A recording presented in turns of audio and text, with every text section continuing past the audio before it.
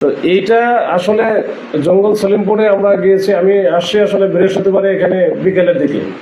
তো বিকেলের দিকে আসার পর এখানে জয় টল করে ওই দিন সন্ধ্যা বা রাতি হয়ে গেছে, অন্যান্য আমাদের জানুষ্ঠানিকতা আছে এটা শেষ করতে। তো আমরা শুক্রবারে কিন্তু গিয়েছি আসলে হুট করে। হ্যাঁ, তো হুট করে আমার কাছে মনে হলো যে এটা আমি আসার আগে বহু শুনেছি, জঙ্গল সলিমপুরের নাম শুনতে শুনতে বেহস অবস্থা।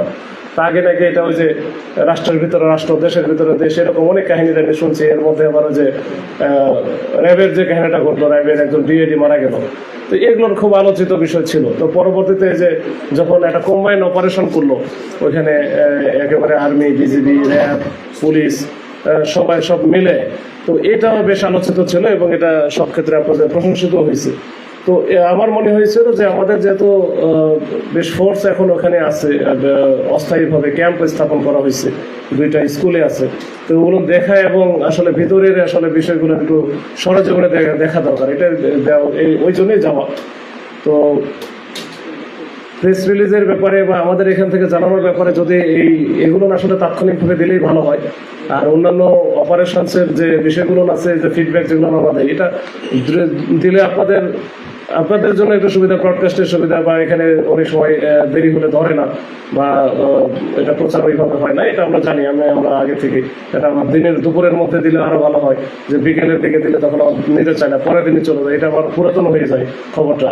তো বিভিন্ন মাধ্যমে এখন তো সব মাধ্যমে সোশ্যাল মিডিয়াতে অনেক অ্যাক্টিভ, দেখা গেলো যে সাংবাদিকেরা দেওয়ার আগে মোটামুটি কেমনি ওরা সোশ্যাল মিডিয়াতে চলে আসে। তো ওইটা আমরা চেষ্টা করবো যে এটা একটা যত তাড়াতাড়ি সম্ভব, আমাদের কিছু ঝামেলা থাকে, কিছু আনুষ্ঠানিকতা শেষ করে আসলে সবকিছু করে দিতে হয়, অনেক সময় আইনগত কিছু জটিলতা থাকে। তা আমরা চেষ্টা করবো যেটা আমাদের দায়িত্বে যারা আছে, এই বিশেষ করে যে এই আপনাদের সাথে যারা ইন্টারাকশন করে, বিশেষ করে হোয়াটসঅ্যাপ এবং ফেসবুকে, তো ওনাদের সাথে একটু বলবো যে এটা যেন যত দ্রুত সম্ভব আমাদের আইনগত প্রক্রিয়ার সমাধান শেষ করে এটা যেন দিয়ে দেয়। মানে আজকে তো আসলে প্রশ্ন উত্তরের চাইতে সবচেয়ে বেশি প্রয়োজন আছে, কিন্তু আমরা একটু চাই যে একটু ভালো একটা পরিবেশে একটু ইন্টারাকশন, আমরা একটু কথা বলি একটু। আপনারা যেহেতু এখানকার স্থানীয় মানুষ, আপনারা কিন্তু ইনস অ্যান্ড আউট সব জানেন, মানে ভৌগোলিক অবস্থান নিয়ে কথা বলছিলেন। এখানে পাহাড় আছে, সাগরও আছে। পাহাড়ের কিছু সন্ত্রাসী, পাহাড়ি সশস্ত্র সন্ত্রাসী গ্রুপ না, চাঁদাবাদের পাহাড়ি গ্রুপ আছে, যারা আপনার এই সাতকানিয়া, লোহাগাড়া, চন্দনাই, পটিয়া, রাঙ্গুনিয়া এইসব এলাকায় যেসব খামার আছে, খামারে এসে কিডন্যাপ করে কোটি টাকা চাঁদাবাজি করে। এটা কেউ ঘুরে আসছে, আমার কাছে প্রায় 23টা স্টোরি আছে। তো এটা একটা বিষয় আছে। আর টার্গেট কিলিং, নগরের টার্গেট কিলিংটা বলা হয়ে থাকে রাউজান থেকে এসে করে, আবার রাউজানের বিষয়ে কথা বলে তারা পাহাড় থেকে আসে, মানে খাগাস দিবার হওয়ার অন্য কোথাও থাকে। তো এইসব বিষয়ে সিএমপিও দীর্ঘদিন কাজ করছে, ওনাদের রেঞ্জের সাথে এবং সেনাবাহিনীর সাথে সমন্বিত একটা পদক্ষেপ নেওয়ার কথা। এর ভিতরে নির্বাচন আসলো আর সেটা হয়ে উঠে নাই। তো এই টার্গেট কিলিংটা বন্ধের জন্য বড় একটা পরিকল্পনা নেওয়ার কথা ছিল ডিআইজি লেভেলে আপনাদের রেঞ্জের। এই বিষয়টা কতটুকু আছে বা আপনার নলেজে আছে কিনা? আমি এই প্রশ্নের সাথে একটা প্রশ্ন অ্যাড করি। বর্ধমান থেকে সাতকানিয়া পর্যন্ত এই গ্রুপটা কিডন্যাপ করে, বিভিন্ন অজুহাতে কিডন্যাপ করে তাদেরকে মানে এই রোডে যেটা কক্সবাজারের যে রোডটা আছে, কিন্তু তারা কিন্তু বিভিন্ন কৌশলে, আমার একটু জানার মধ্যে পরিবার ফিশারিজের ম্যানেজার তার কাছে আসছিলেন যে মাছের ইয়ার জন্য, পরামর্শের জন্য, তাকে নিয়ে গিয়ে বাজার নিয়ে তাকে রাখছে, টাকা নিচ্ছে কত, মানে কৌশলে, বিভিন্ন কৌশলে আর কি। হ্যাঁ, এই ধরনের এদের বিরুদ্ধে কোনো ব্যবস্থা নেবেন। সামনে ঈদুল আজহার সময় আসতেছে, আমরা দেখতেছি সড়কে চিন্তার ঘটনা বাড়তেছে। স্বয়ং গতকালকে আমার চোখে একটা নিরসনায় এই ধরনের ঘটনা ঘটছে। বাইকে ওখানে বান্দরবনের পুলিশ ছিল, ওরা হয়তো কোথাও থেকে যাচ্ছিল বান্দরবনে, তো ওই 2টা গাড়ি আটকে ছিল আর এখানে প্রায় 15টা মতো গরু ছিল। এই চিন্তাই রোধের জন্য আপনারা কি পরে কি ইয়ে হয়েছিল, মানে পরে উদ্ধার পুলিশ ছিল, ওরাই উদ্ধার করে দিচ্ছে।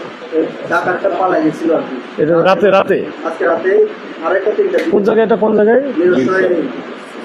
মিরসরাই। আচ্ছা। ও যাক, তাও মানে ডাকাতির ঘটনাটা ঘটে নাই আর কি, অ্যাটেম্প ছিল। হয়তো তাৎক্ষণিক পুলিশ হয়তো ওখানে ছিল। এটা হ্যাঁ, এটা রোধের জন্য আপনাদের কোনো স্টেপ আছে কিনা? ভাই আরেকটা বিষয় সেটা হচ্ছে আপনি সম্প্রতি মাদকের জন্য পুরস্কৃত হয়েছেন দেখলাম। চট্টগ্রামে বিশেষ করে উত্তর চট্টগ্রামে আমরা বিশেষ করে ফটিকছড়ি রাউজান অস্ত্রের পাশাপাশি ফটিকছড়ি আসলে আমি ফটিকছড়ির বাসিন্দা চট্টগ্রামের বড় একটু উপজেলা যেখানে রামগড় সীমান্ত রয়েছে এই এলাকায় কিন্তু মাদকের যে বিস্তৃতি সেটা বেড়েছে। আমরা এই ঘোষপুর এবং ফটিকছড়ি যে থানাগুলো রয়েছে আশেপাশে এই থানাগুলোতে মাদকের বিরুদ্ধে যে অভিযান সেটা একদম গত বিশেষ করে 5 আগস্টের পর থেকে একদম দেখা যায়নি বললে চলে। এটা নিয়ে আসলে একটু যদি আপনার দৃষ্টি আকর্ষণ করছে বা এটা নিয়ে আপনাদের পরিকল্পনা কি মাদক নিয়ে বিশেষ করে আপনি মাদক নিয়ে কাজ করছেন ঢাকায়?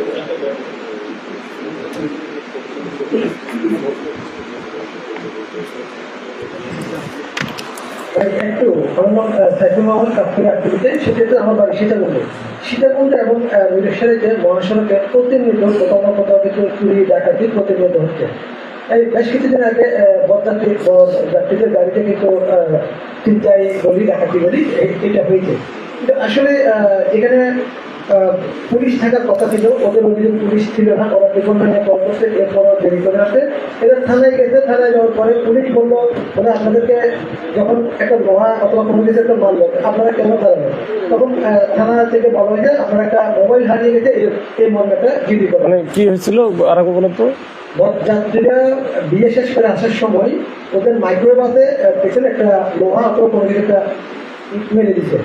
তো ওরা দাঁড়াইছে কি করবে গাড়ি থেকে এটা দেখা যাচ্ছে, কিন্তু দেখা যাচ্ছে যে ওদের যারা নামছে ওদের কাছ থেকে সবকিছু নিয়ে নিচ্ছে।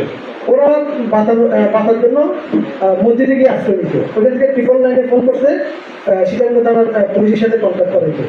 পরে ওরা ভোর 6টা থেকে সীতাকুণ্ড থানায় যখন গেছে তখন থানা থেকে তাদেরকে বললো যে আপনারা জানালেন কেন, মানে কি করলো এটা দেখাতে দরকার ছিল না। পরবর্তীতে ওদেরকে বলা হলো যে আপনার একটা মোবাইল হারিয়ে গেছে, এই মর্মে জিডি করেন। এটা ভোর 4টার ঘটনা। এরপরে আসলে যারা ভুক্তভোগী গরিব পরিবার ওদের সাথে আমি কথা বলার পরে এখানে ওদের দাবিতে 7 থেকে 8 জন ছিল।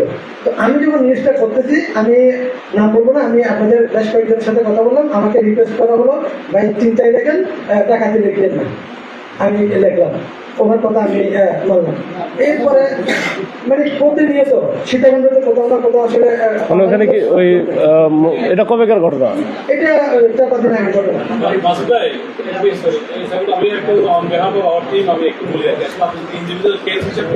তাহলে হ্যাঁ সেটাই, এটা ব্যক্তিগতভাবে আমি আমার পরিবারে বলি আসলে অনেকগুলো ইস্যু আছে। আল্লাহ করে বলেন যা লাগে, এরকম আসলে অনেক কিছু আসবে। হ্যাঁ এটা বলেন। আচ্ছা ঠিক আছে।